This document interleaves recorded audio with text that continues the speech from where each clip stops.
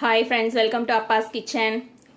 இன்றைக்கி நாம் பழங்களையும் பாலையும் வச்சு சூப்பரான ஒரு டெசர்ட் செய்யலாம். அந்த டெசர்ட்க்கு நான் பச்சை திராட்சை எடுத்திருக்கேன், கருப்பு திராட்சை எடுத்திருக்கேன், மாதுளம்பழம் உதிர்த்து வச்சுருக்கேன், மாம்பழம் கட் பண்ணி வச்சுருக்கேன், ஆப்பிள் தோல் எடுத்துகிட்டு இந்த மாதிரி சின்ன சின்னதாக கட் பண்ணி வச்சுருக்கேன். உங்களுக்கு எந்த பழம் உங்களுக்கு கிடைக்குதோ அந்த பழம் எடுத்துக்கோங்க. நம்ம ஆப்ஷன் தான் என்ன பழம் வேணுங்கிறது. ஃபஸ்ட்டு அடுப்பில் ஒரு பேன் வச்சுருக்கேன்.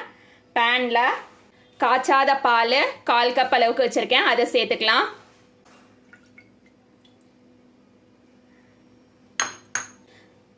பாலில் கஸ்டர்ட் பவுடர் சேர்த்துக்கலாம் 3 ஸ்பூன் அளவுக்கு. கஸ்டர்ட் பவுடரை பாலில் நல்லா கட்டிகள் இல்லாமல் கரைச்சிக்கலாம். கஸ்டர்ட் பவுடரு நல்லா கரைச்சாச்சு. அதிலே நாம் 1 டேபிள் ஸ்பூன் அளவுக்கு சீனி சேர்த்துக்கலாம். நான் இன்னும் அடுப்பு பத்தலை, எல்லாமே கரைச்சிட்டு அதுக்கப்புறமா தான் அடுப்பு பற்ற போகிறேன்.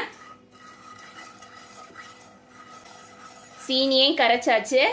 இப்போ நம்ம அடுப்பை பற்றி மீடியம் ஃப்ளேமில் வச்சு கஸ்டர்ட் ரெடி பண்ணிக்கலாம். கஸ்டர்ட் ரெடி ஆகட்டும், கொதி வரணும் நல்லா.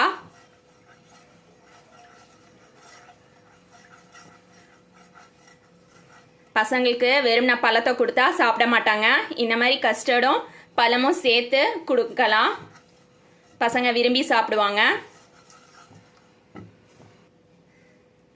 கஸ்டர்ட் பாருங்க கெட்டியாக ஆரம்பிச்சிருச்சு.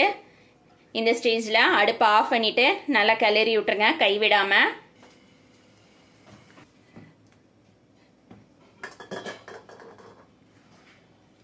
இப்போ பாருங்க கஸ்டர்ட் ரெடி ஆயிடுச்சு.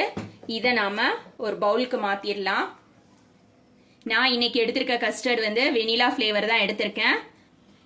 நீங்கள் அதுக்கு பதிலாக வேறு ஃப்ளேவர் கூட எடுத்துக்கலாம். வேறு ஃப்ளேவர் எடுத்தோம்னாக்கா மிக்சடாக போட முடியாது. பழமெல்லாம் குறிப்பிட்ட ஒரு ஃப்ளேவர் உள்ள பழம் மட்டும்தான் போட முடியும். வெனிலா வந்தால் மிக்சட் ஃப்ரூட்ஸ் போட்டுக்கலாம். அதுக்காக தான் நான் வெனிலா ஃப்ளேவர் எடுத்திருக்கேன். கஸ்டர்ட் நல்லா ஆறணும். ஆறுனதுக்கு அப்புறமா தான் பழம் சேர்க்கணும். ஆறட்டும். கஸ்டர்ட் ஆறிடுச்சு நல்லாவே. இதில் ஒரு பழமாக சேர்த்துக்கலாம். பழத்தோட அளவு நம்ம இஷ்டம், எவ்வளோ பழம் வேணாலும் சேர்க்கலாம்.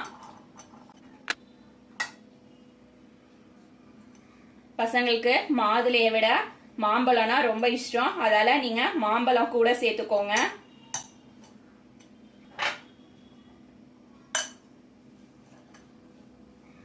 திராட்சையை இப்படி முழுசா சேர்க்கறத விட இந்த மாதிரி நடுவில் ஒரு கட் கொடுத்துருங்க.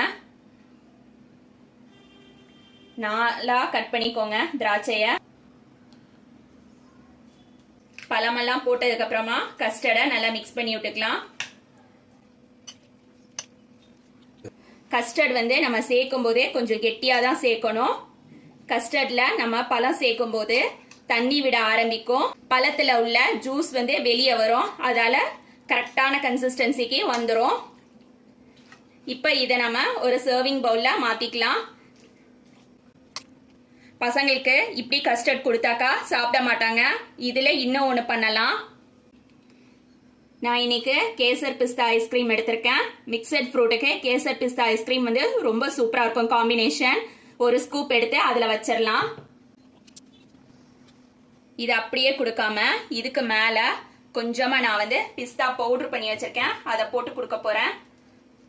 உங்ககிட்ட என்ன நட்ஸ் இருக்கோ அதை கூட நீங்க தூவி கொடுத்துக்கலாம். இந்த சம்மருக்கு இந்த மாதிரி நீங்களும் உங்க வீட்டில் பசங்களுக்கு கஸ்டர்ட் வித் ஐஸ்கிரீம் செஞ்சு கொடுங்க. பசங்க விரும்பி சாப்பிடுவாங்க. தேங்க்ஸ் ஃபார் வாட்சிங்.